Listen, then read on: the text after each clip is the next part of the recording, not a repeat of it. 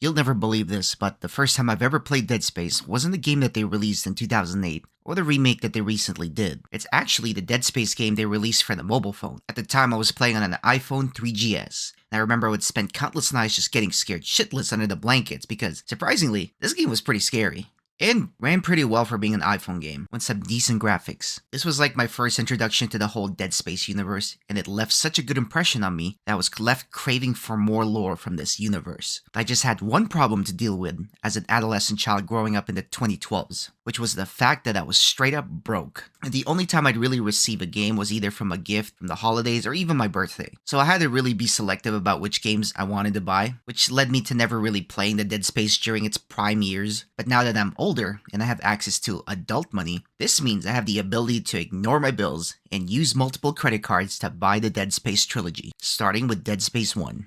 The older graphics definitely are dated for the year 2024, but I'm not gonna lie, they hella nailed the scary-ass atmosphere of being alone in a ship full of monstrous aliens. The fact that your character doesn't speak really adds to the anxiety because it's basically letting your mind run rampant with what kind of horrors could be lurking around the corner. Every time I would enter a new room, I would kind of spend some time mustering up the courage to just walk in there because I always get this feeling of uneasiness as I pass through the hallways. And it doesn't really help that the music is really good too. Because every time that music starts like blasting some scary shit, I instantly knew that I gotta clench my cheeks because something devious is about to happen. The only time you really get relief from this feeling of isolation is just to interact with people from a video screen, or if you're gonna get jumped by another enemy. The enemy design in this game were pretty cool. The majority of the enemies you'd fight are called necromorphs. Usually in a zombie or a shooter, one shot to the head or the body would be enough to stop them. But in the Dead Space franchise, you kind of have to dismember the necromorphs by shooting every limb off the monster until he just gives up or until he eventually just dies. This becomes an issue when you run out of ammo. So you kind of have to improvise at times by utilizing the corpses around your enemies, or even the environment to kill them. I made the mistake of playing on the easiest difficulty, but I can see that playing on the harder difficulty is probably the best way to play this, because the game gets way more fun when you have to utilize every tool in the toolbox. Since I had a copious amount of ammo, I never really got to experience that feeling. So if I were you, I would try to play it at least on normal difficulty. You'll have more fun on a harder difficulty. Trust me. You'd think as you get used to the combat, the game will get less scary, right? That's actually not the case. It's actually a lot worse, but in a good way. Every chapter, it seems like they're always introducing a new enemy, so depending on your personality, this could be a good thing or bad thing. For me personally, I enjoyed it a lot because I was expecting us to probably fight the same 3 necromorphs throughout the whole game, but the fact that they kept introducing new enemy types kept me engaged, while slowly giving me enough content, to prevent me from feeling overwhelmed by the amount of enemies they throw at you. The best enemy in Dead Space, in my opinion, is the Freakers. They are literally the scariest things I've ever encountered in the game. This dude will run up at you, contorting his limbs inhumanely fast as he tries to end your life. And at first, I thought it was a cheesy gimmick. I thought this'll never scare me. There will be times where you won't hear them coming, and they'll just scare the ever living shit out of you without any warning. Oh my god! Oh, why the fuck?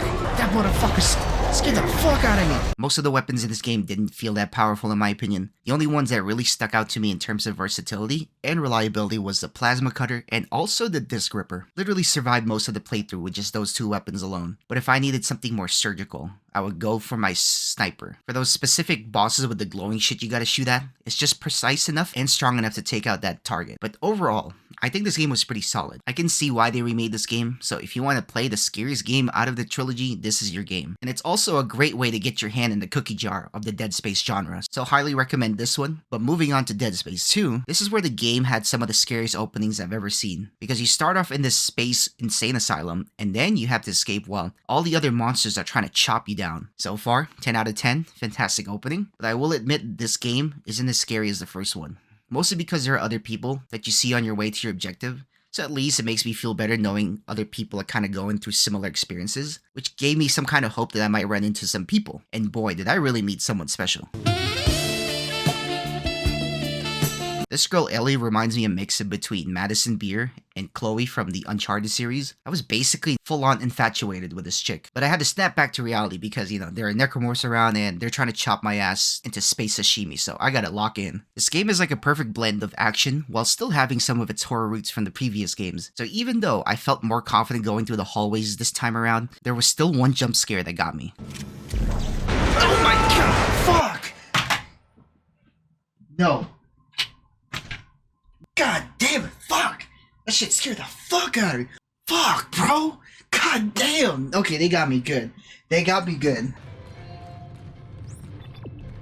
Oh my god, fuck me! Oh, that's so fucking frightening! They even doubled down on some of the zero gravity sections from the first game, and they added more mobility compared to the last game. In the first Dead Space, you kinda had to do this Superman jump to get from one platform to the other. This time, the game lets you go in any direction that your heart desires, which is a pretty neat upgrade. Oh yeah, and they literally had this cool sequence where you fly through the air like Iron Man, avoiding space obstacles, trying to get to your girlfriend as fast as humanly possible. It was utterly ridiculous. But I live for moments like this. That's some shit Vin Diesel would approve of. The weapons are so much more powerful this time around. Like, every weapon felt very viable to use. It was all dependent on your preferred playstyle. But I always had to stick with my trusty plasma cutter and the disc ripper because, what can I say? I'm loyal and I hate chains, so I kinda stick to what I like. And you know the kinesis grip that they give you in the first game? In this game, it's unlimited now, which is kinda cool because I barely used that shit on the last game since it needed battery juice. That's what prevented me from using it in the first place anyways, because I didn't want to go through the effort of just buying a refillable item just to use two things at once. But since it's unlimited in this game, it became an essential component of my fighting style when it came to the necromorphs. The only thing in this game that requires some consumable item is that slowdown thingy. Okay, my bad, it's called the stasis module. But this is the first time that I've actually utilized all the tools that they give you. And it feels like a totally different game in terms of combat. Like mixing up the kinetic grasp with like a couple of shots was pretty cool.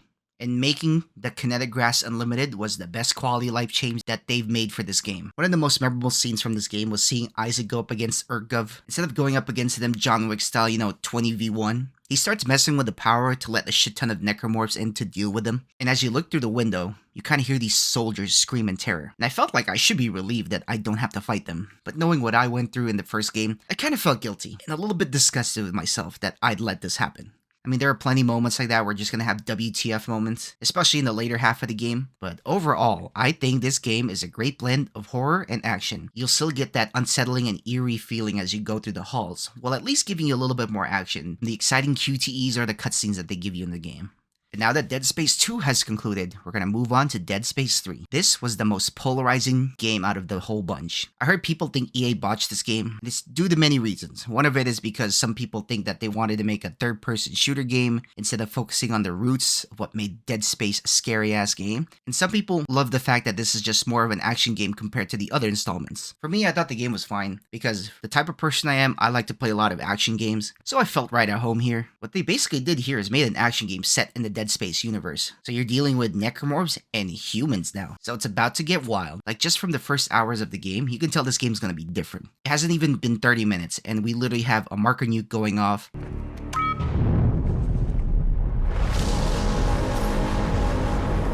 We have Isaac causing acts of terrorism.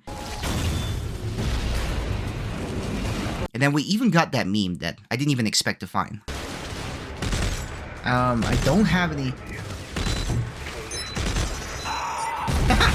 Oh, this is where that meme came from. After having a solid beginning, the game proceeds to disappoint me by ruining something that didn't need a change, which was the upgrade system and the weapon limit. This change was so bad, it completely discouraged me from looting and exploring areas just because of how bad this system is. Like in the first two games, it was perfect. The note system made sense because Isaac's an engineer, so he would probably do some shit to make his weapons fit to his specifications. So this kind of encouraged me to explore more because the more shit I get, I can sell that in the store and get more nodes out of it, which I didn't mind, I got to see some cool shit, and then I got an upgraded weapon. So it was a pretty nice trade-off. But in Dead Space 3, that isn't the case. You basically have to buy the materials first, and then you can turn them into attachments that you can put into your weapon in this complex upgrading system. I did not understand it, and I didn't care enough to learn it, so I just survived the whole game using the default-ass gun they give you and the plasma cutter. Which is a shame because there were so many side missions I could have done, but I just thought it would have been a waste of time if the upgrade mechanic was confusing.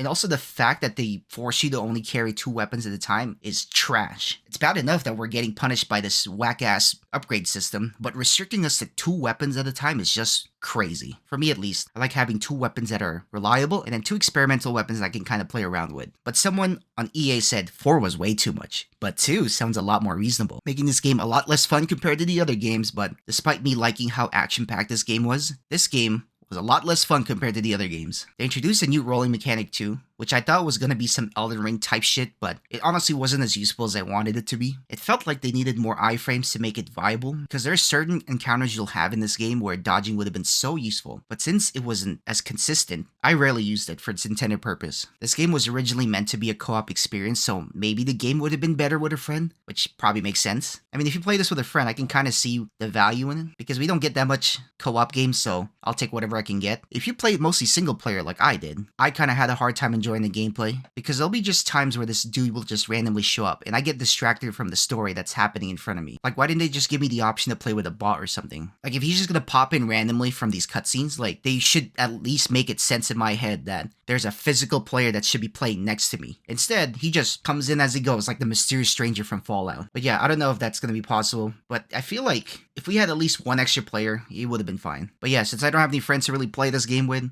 I just had to suck it up and just play this as a single player. You would think that this game has no redeeming qualities, but despite its shortcomings, it's still a pretty decent entry. I thought the story was still pretty good. It was interesting enough to keep me playing throughout the whole game, but the story really got boring around the part where you're trying to assemble this ghetto-ass ship to make it to the marker homeworld. But as soon as you're able to visit the snowy-ass planet, I feel like that's when the game got more interesting, because you discover that they made a weapon to destroy the moon and freeze the planet in order to stop the necromorph convergence, which is basically the end game for like the necromorphs. So the stakes just kept escalating to the point where you find out that you have to fight a physical moon, because apparently the final stage of the necromorphs is that they turn into a big-ass moon, which was baffling upon hearing it. Like, what? How do we fight that? But after somehow beating the moon, the ending of Dead Space 3, in my opinion, was pretty good. It was ambiguous enough to kind of leave the door open for any sequels down the line, or imagine the ending that you want. I mean, can't go wrong. You could literally go either way. But then the DLC ending had to make it worse in my opinion. Like, you're telling me 3 moons pulled up to Earth, finally giving the meaning to the name Dead Space? Like, I personally thought the original ending had more opportunities to kind of expand on the storylines, but this is like a closed case. Like, there's no way Isaac and the other dude are gonna run the fade with those moons. Like, this is really the ending you wanted to end on for the Dead Space trilogy? Well, I don't know. Maybe it's just illusion from the moon or something. I didn't really play the DLC, so maybe I'm missing some context there. But overall, I think it's the weakest game out of the trilogy, but it's still a-okay. There's some things I found particularly annoying with all the games. I honestly hate how shaky the camera can get. I wish they toned it down just a little, you know, because it could get nauseating when you're looking at a screen and that shit's vibrating so crazily. It's particularly bad when you're flying through space at such a high speed. That's when it really bothers me. I mean, it got so bad to the point where I would even hit the booster button. I would just wait for Isaac to just proceed to the highlighted route in a nice slow pace. The other part I found very disorienting was the zero gravity missions. You can adjust the yaw and the pitch, but not really the rotation for some reason. Instead, you're given like a button to level out your character, which sometimes doesn't help me at all. Like, I feel like they need to give us a little bit more control to avoid that disorienting feeling I get during those zero gravity missions. So to conclude this video, the Dead Space trilogy was pretty good. I can't believe I missed out on the hype when it was at its peak, but at least I got to experience it now, with a little bit more credit card debt than usual, but still worth it. Don't be like me. Get it during the Steam summer sales, because it can get pretty cheap during those killer sales. But anyways guys, if you liked the video, go ahead and hit the like button and subscribe. Until then, I'll see you guys on the next one.